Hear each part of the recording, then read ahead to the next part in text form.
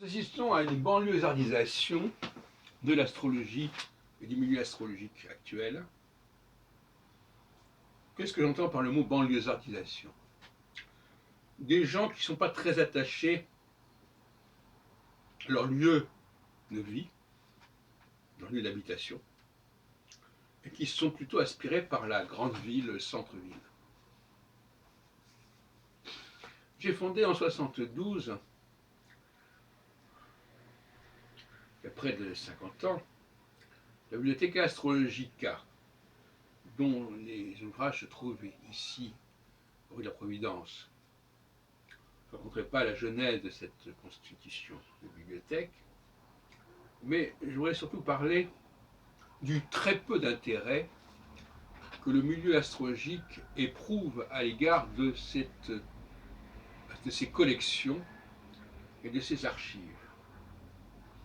Peut-être que tout le monde n'en a pas eu connaissance, mais je vais trop tard pour bien faire, mais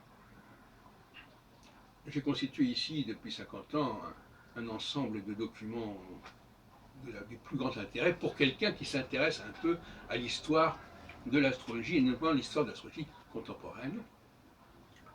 Il y a eu très peu de chercheurs qui sont venus travailler ici et qui ont pris le temps de compulser toutes les archives, les publications, les périodiques, etc., etc.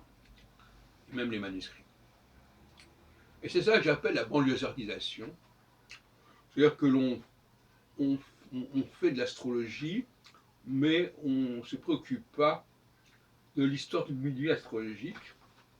Donc beaucoup de gens qui font de l'astrologie aujourd'hui ignorent totalement ce qu'on a fait en astrologie dans le milieu associatif, au niveau social, depuis 50 ans et plus. Il y a une ignorance et une indifférence à ce qui s'est fait.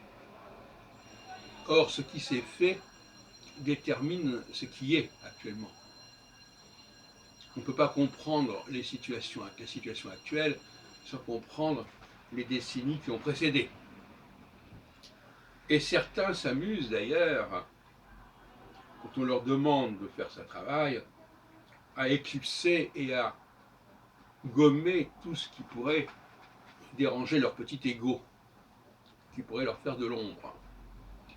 Je ne désignerai personne en particulier, mais nous en avons eu des exemples récemment, à la fin février, lors de la réunion des rencontres astrologiques de l'AFDAF à Paris.